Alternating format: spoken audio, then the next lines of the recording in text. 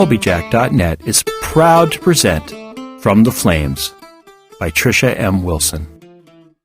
The people of the fire, the Blesa, led by their queens, have ruled the island of Alfeyju and oppressed the Driva, the people of the ice, for more than 16 generations.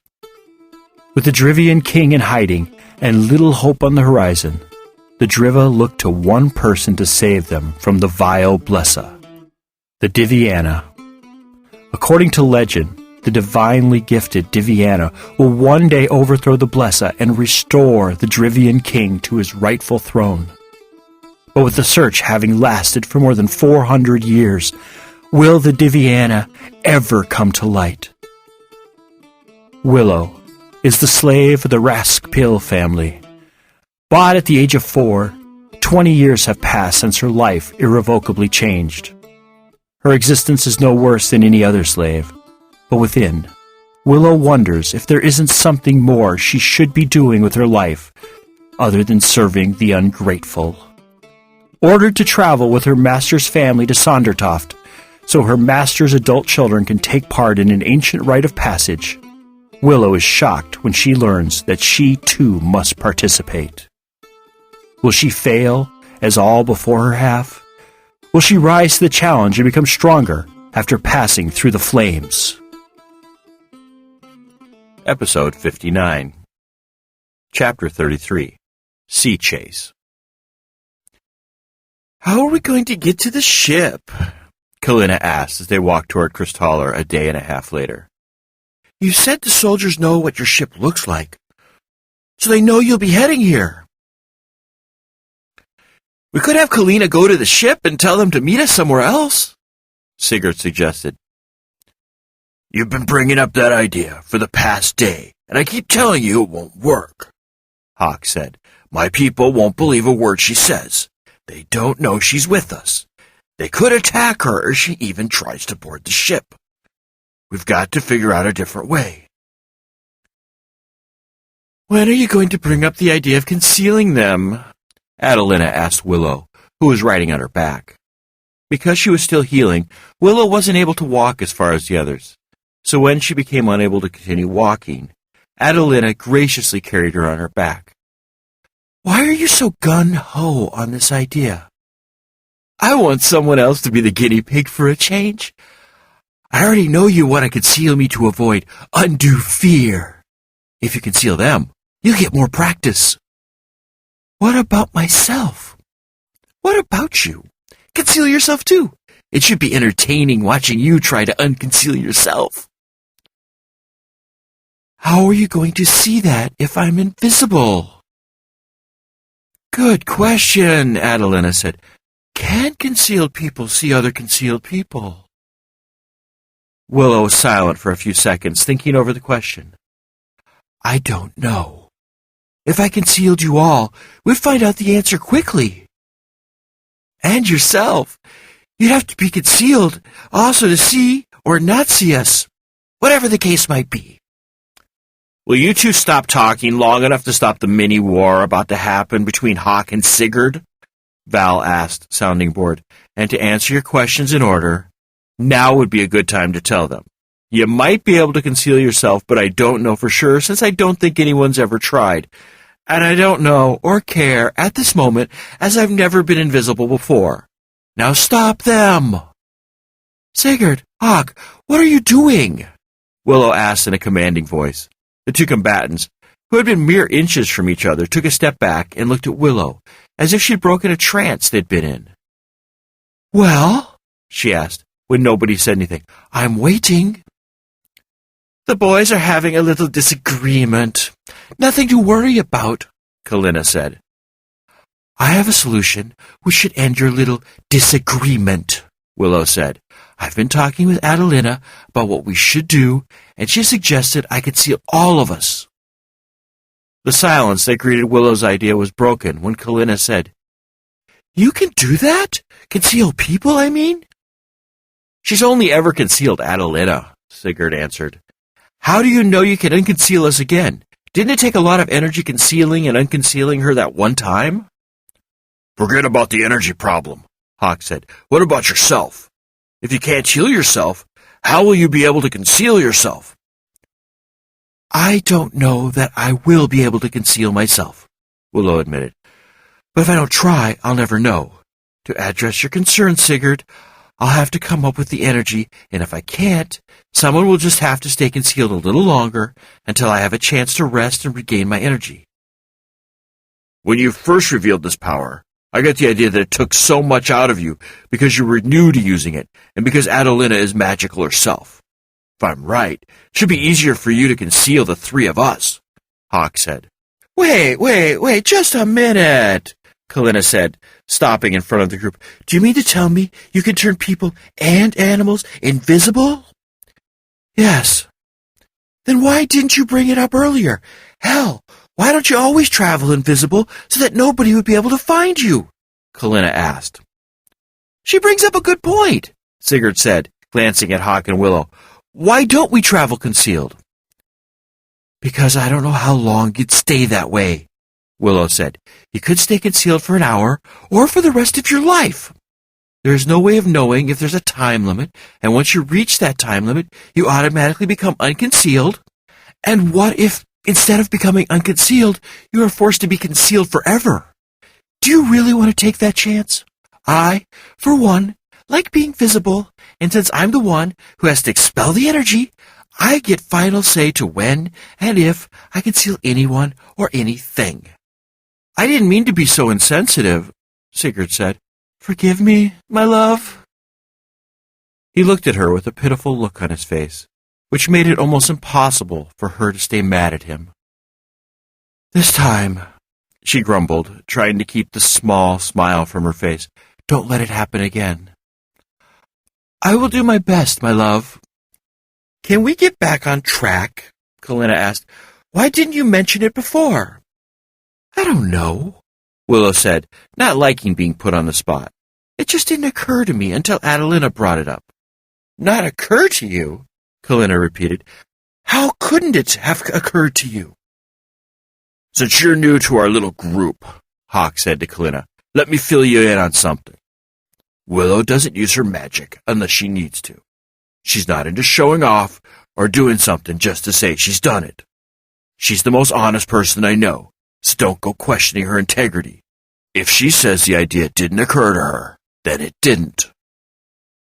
I like the bird, Adolina said. He's willing to stand up for your integrity when it's challenged. Please note that the boy hasn't said anything yet to defend your honor. I'm sorry, Kalina said, holding up her hands to stop any further dressing down from Hawk. I didn't mean to question her integrity. I may be the new one here, but in the short time we've been together, I've learned a lot about each of you. I didn't mean to make either of you mad. I know you didn't, Willow said, taking pity on her. We can't be that far away from town, so let's get moving. I'll conceal you all when we're on the outskirts. 2 hours later, they were just outside of Kristhaller. Hawk, Sigurd, Adolina, and Kalina stood in a straight line before Willow. I'm going to do Adolina first, since she's going to take the most energy, and she'd be the most noticeable, if not concealed, Willow said to the four of them. And remember, don't look directly at the snow leopard. Why? Kalina asked. Just don't, Sigurd said. Focusing her energy on concealing Adolina, Willow felt the power rise up in her hands. With a flash of bright light, the snow leopard was gone. Now you three, Willow said, having more energy left than she'd expected. Within a few minutes, and 3 flashes of light, Willow's companions were gone. Everyone okay? Willow asked, looking to the empty area they'd been standing in just seconds ago. We're fine, Kalina said. And we can see each other. It's interesting being able to see other concealed people, Sigurd said. Conceal yourself now, Hawk urged. You got any tips on how I should do this? Willow asked Val. Nope. Never seen anyone put a spell on themselves before, Val responded, sounding excited at being able to witness something new. Closing her eyes, Willow tried to focus the remaining energy she had to concealing herself. For long seconds, nothing happened. Then a tingling sensation flowed throughout Willow's entire body. It spread from her chest to her extremities. When the tingling finally covered every inch of her body, she opened her eyes and looked down, trying to see if she was concealed. When she saw her body, Willow said in defeat, "It didn't work, did it?" "Can you see us?" Hawk said, his voice coming from right in front of her. Lifting her eyes, she saw them all. "Yes, I do. I did it." "Good job," Adelina said. "Now let's get going. Time's a-wasting, and I want to get unconcealed before you run out of energy and decide someone's got to stay invisible overnight."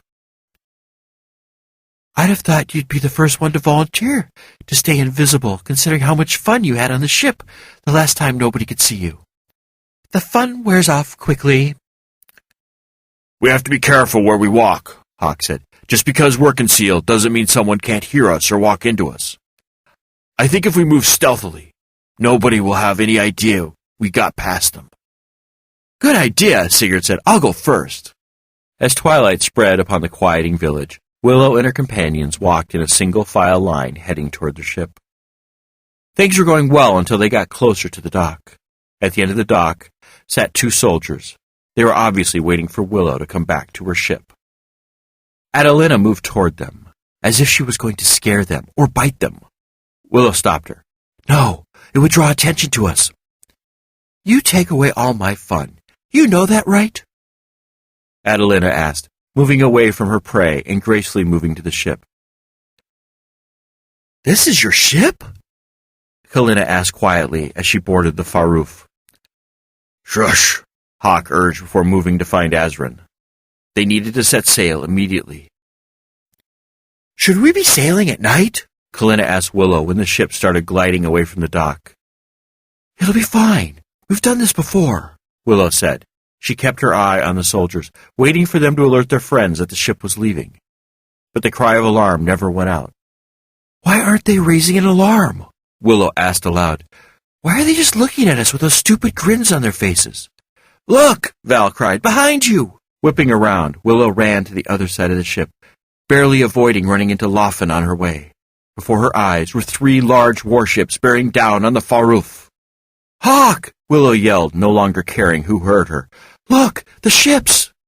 Hawk cursed when he saw what she was pointing to.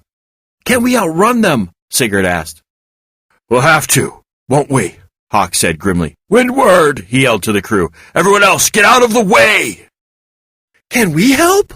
Kalina asked, jumping out of Netsol's path before he could knock her down. "Not now," Hawk answered shortly. "Can't you do something to stop the ship?" Sigurd cried. "Like what?" Willow asked frantically. The ships drew closer with every passing minute. "You made that snowstorm out of nothing. Can't you, I don't know, make the seas rough so they can't follow us, or maybe freeze the seas so they become stuck in the ice?" "Snowstorms?" Kalina asked. "The seas are wild. I have no hope in trying to control them," Willow said, shocked he'd think of such a thing. "Only fools believe they can control the seas." "Fine. You can't make waves or freeze the water. But can't you do something?" Sigurd asked with a disgusted look on his face. He acted as if she wasn't even trying to get them out of the situation. "I'll try attacking them, but I don't even know if it'll get to the ships. I've never had good luck at long-range attacks." Holding out Val, Willow sent very large ice spears at the ship's hulls, but instead of smashing through as she'd expected, the ice spears shattered upon impact. "Try making them less brittle," Val suggested. "Form the spears slower." Taking Val's suggestion to heart, Willow concentrated on making one large ice spear, forming it slower than she normally did. It took a minute longer, but the ice appeared harder, more stable.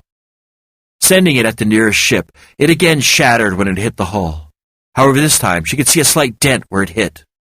She sent another volley of ice spears at the ships, but all they did was dent the hulls and shatter. None of them created any lasting damage. None of them slowed the ships down.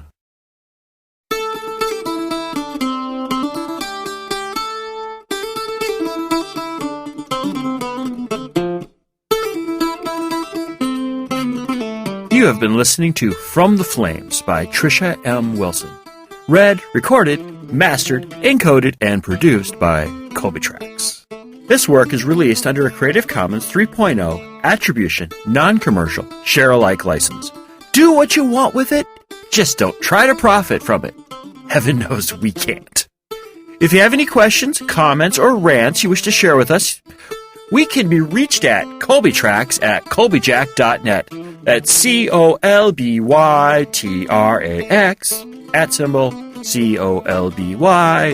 @COLBYJACK.net. Yep, I sing it too.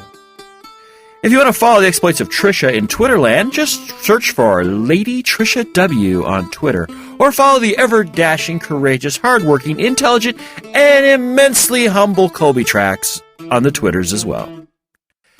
If you find that you can't, just wait to find out what will happen with Willow, the strong dude and the annoying dude. Be heartened to know that From the Flames is available from Amazon, Barnes & Noble, and Smashwords, as well as from our little shop. Didn't you know about our little shop? Why, yes, we have a little shop located at shop. That's shop.colbyjack.net. That's shop.colbyjack.net. Yeah, real original there. There you will find the latest ebook versions of all our works in both Mobi and ebook, all DRM-free, as well as audiobook versions of such works as Firmware Hijacked and Proxy, as well, naturally, as well as From the Flames. The audiobooks differ from the podcasts in that the headers and bumpers only run once, and the episodes are grouped into hour-long episodes for easy burning to CD or for downloading on the go. If you find you don't need any stuff, but just want to thank us monetarily for our efforts here, just head on over to Colbyjack.net, select either audio or visual, and look for the donate button located on the blog roll. Well, anyway, thank you for listening, have a wonderful week, and remember to be fabulous.